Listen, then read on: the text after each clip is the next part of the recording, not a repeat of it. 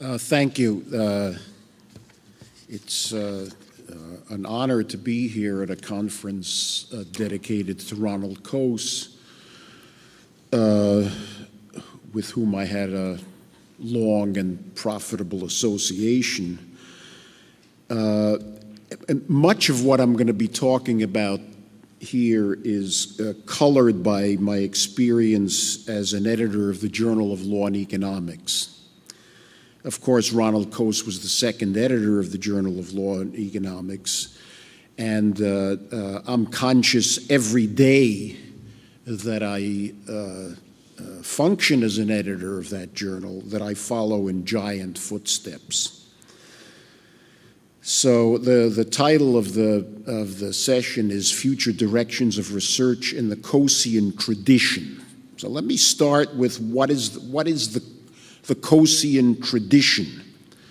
Well, at least as far as it affected his editorship of the Journal of Law and Economics, it's pretty eclectic. He was not a methodological monomaniac. He himself worked in an ancient verbal tradition. I like to think of Coase as the second coming of Adam Smith. But that was him. He also, as we saw in Mary's picture of the blackboard, he had no use for what he called blackboard economics, which was the highly abstract, mathematized modeling disconnected from real-world facts and institutions. But between those extremes of what he was doing and what he didn't like at all, he left a lot of room for work in between. In fact, he championed what he called a marketplace of ideas in which competition for professional acceptance would separate the wheat from the chaff. Now, Mary mentioned my 2011 article, and I have some words. It's not an easy concept to pin down, but I'll leave that. He clearly was not. He wasn't calling for methodological monopoly, and by any means. He also placed more weight on what economists do than what they say they do. And that's the spirit in which I want to evaluate the Coasean tradition and its future. What Coase actually did as editor of the Journal of Law and Economics was to encourage empirical research across a variety of methodologies. He came into this task as the economic analysis of law and of regulation was developing rapidly. The empirical work was moving away from his preferred mode of deep study of history and institutions toward more formal analysis, statistical analysis and tests of hypothesis and so on and so forth. Now, Coase was skeptical about this development. No doubt. I mean, I lived through his editorship of the journal with him in some sense, and he clearly was skeptical. But he ultimately accepted the reality, which was it was this or it was blackboard economics, and he chose this. So if you look at what actually emerges in the Journal of Law and Economics under his editorship, you see the development of a respected field journal in industrial organization and regulation and legal analysis with a tilt toward empirical work of all kinds. That's the direction in which the journal is today, and it was Ronald who pushed it there.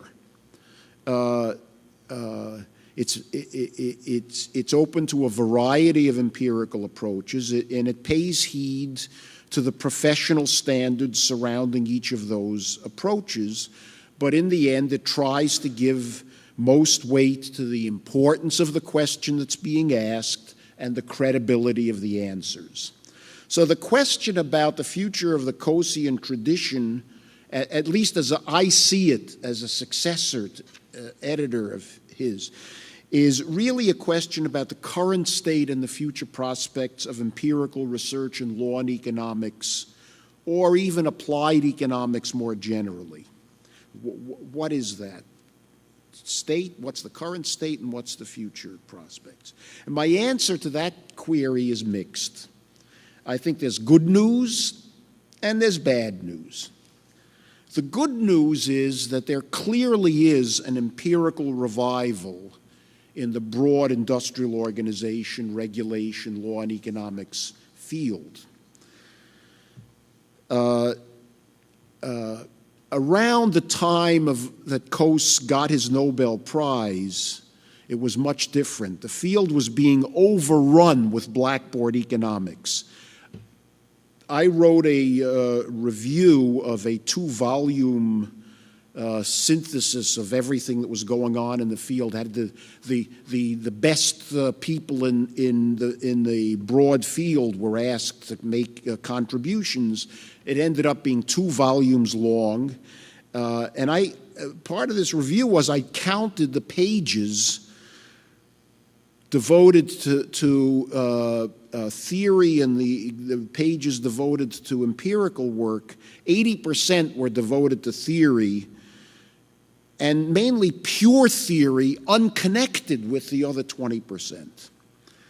The large majority of graduate students at that time believed that knowing facts about the real world in their subject was unimportant to their future success.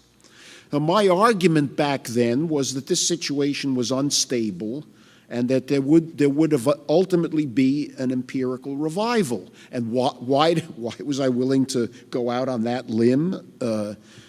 Well, the simple reason, my simple reasoning was the rest of the world cares about the field because of its insights into real business or policy problems, and the profession cares what the rest of the world thinks.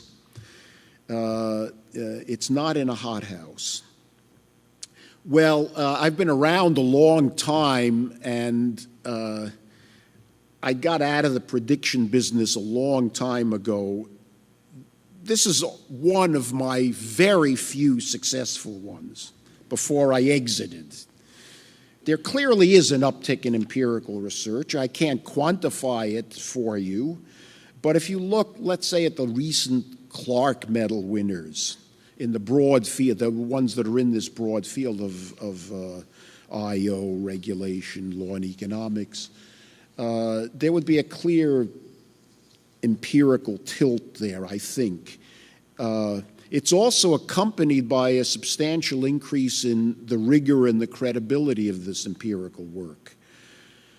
The variety of techniques has exploded. For example, we now have experiments.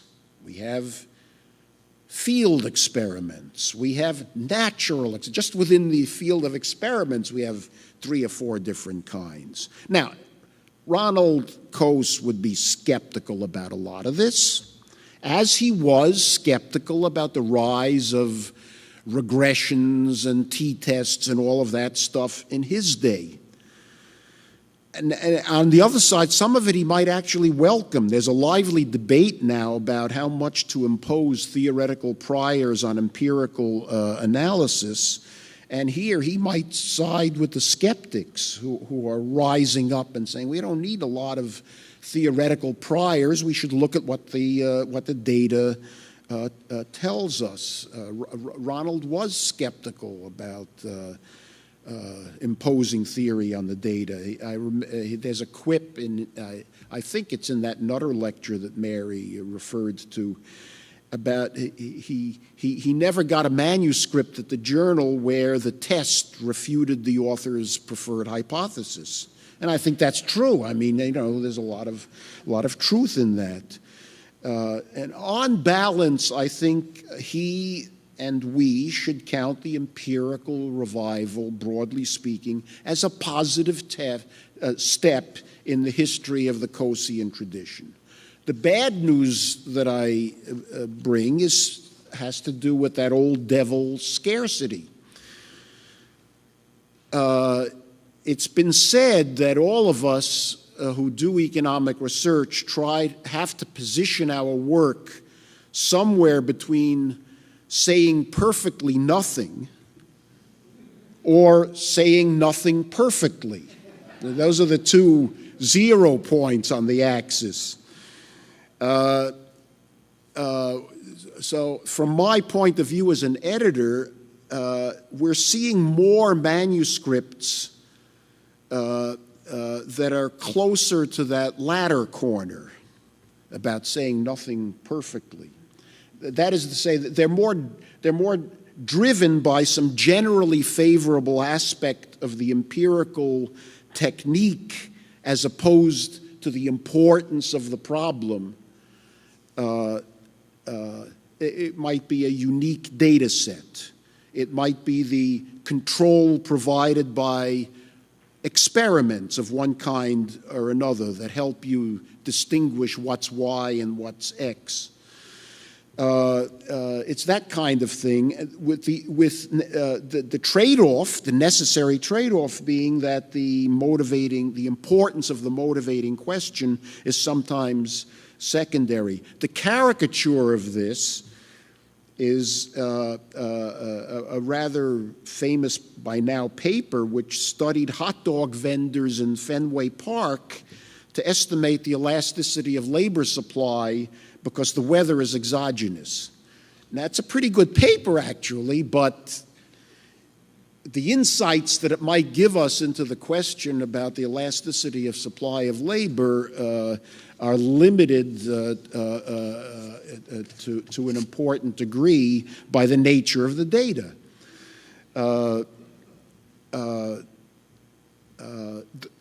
I think, however, that the most significant offense to the Coasean tradition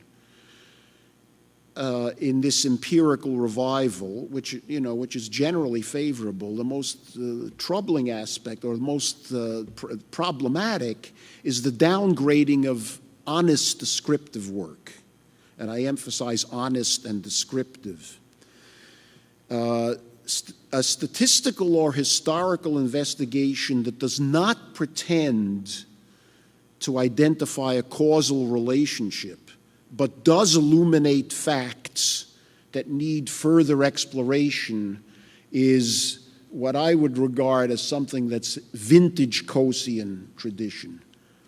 And it's become harder to do that kind of thing today. I don't want to exaggerate.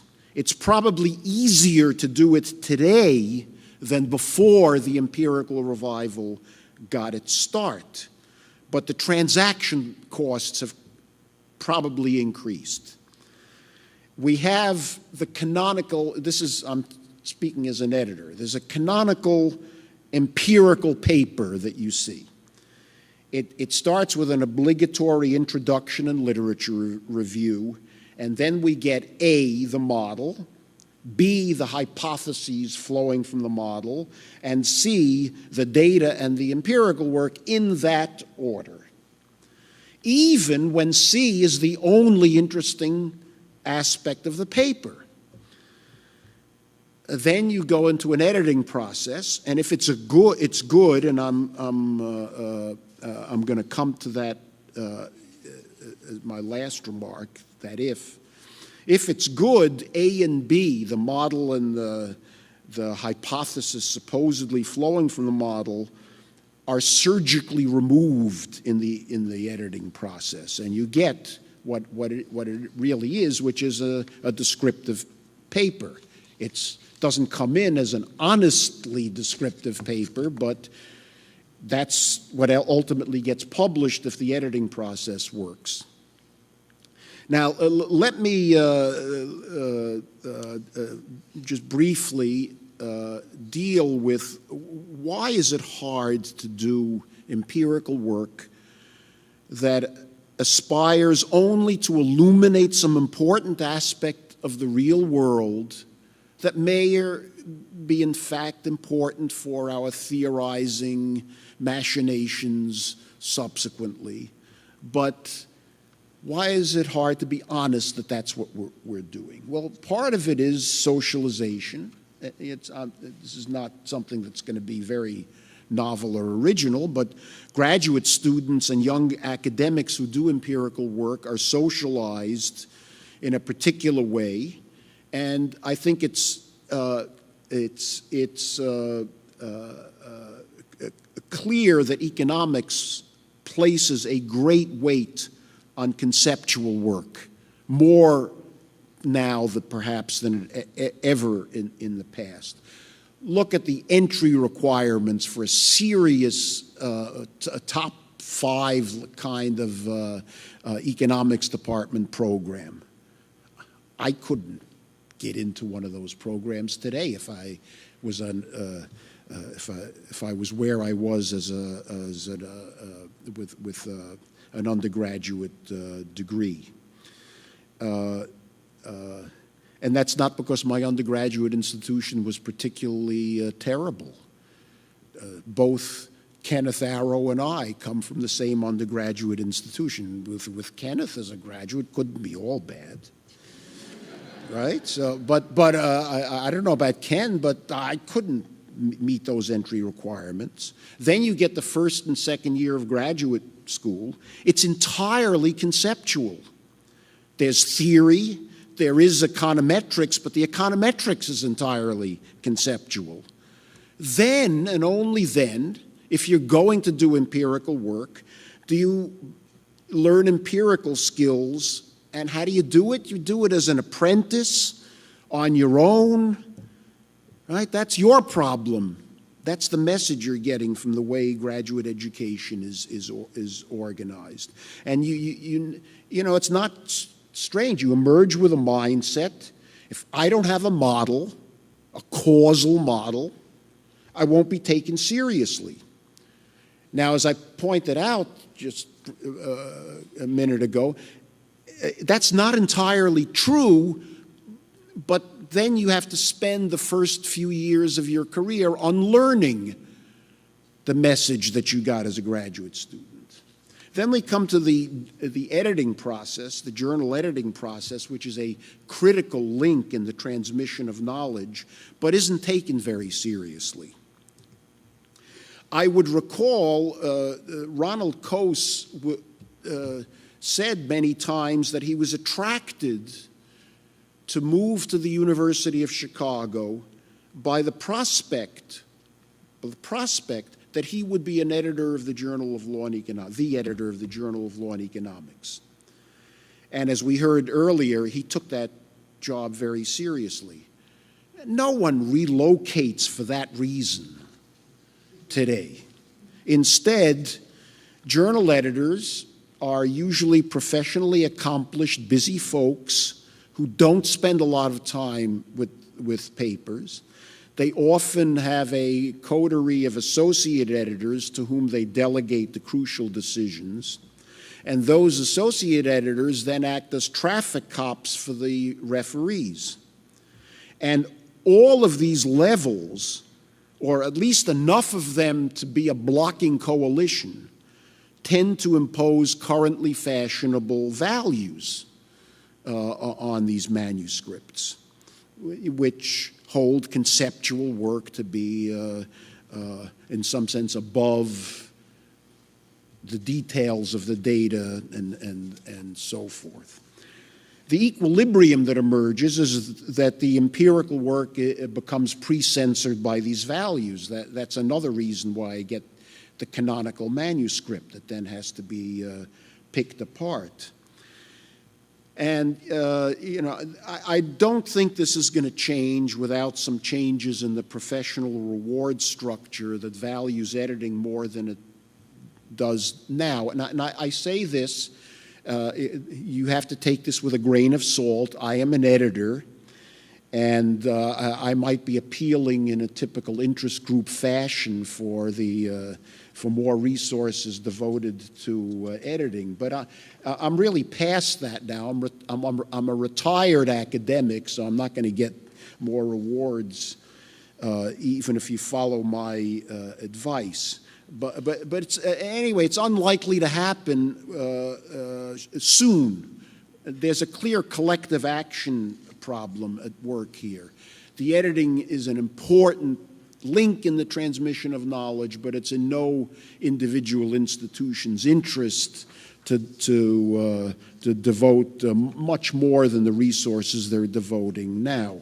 So let me close with the question of what is a young economist who is interested in real-world problems to do?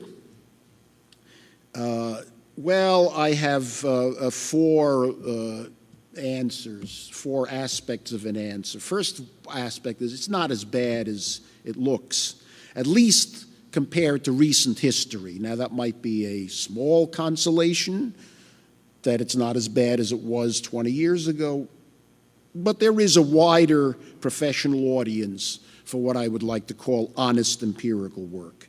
Secondly, I'm a little bit more controversial here, I think young people should be flexible. One reason that it has gotten better is that there's increased competition for traditional economics departments. That competition is increased within academia.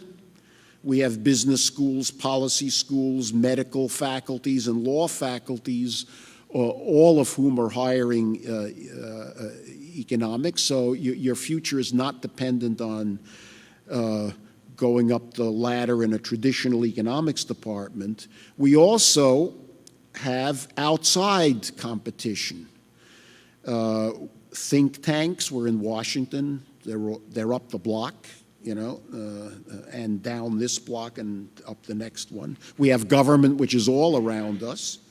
And we have a private consulting market. All of these are competition for traditional economics departments. And I think my second point would be that young economists need to be open to these alternatives. You might find your ultimate life satisfaction great and acceptance greater in a think tank in Washington than you do in a traditional economics department. I think that it's good that you have those alternatives, and I think that you should be open to them. The third thing I would say is you don't think you're going to change the system. I think for a young person to try to fight this system is a mistake. It's very hard even for established old people to overcome the current professional paradigm, whatever it is, whether it was 20 years ago or today. If you want to advance within academia, if that's all you're thinking about, you'll have to be aware of what the biases are and anticipate how they apply to your work. And finally, the last point that I will make is a little honesty can't hurt you.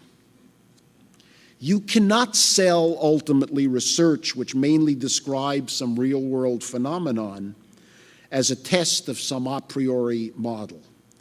If you try, it's only going to generate transaction costs, and that the real Coasean tradition is that those should be minimized. Thank you very much.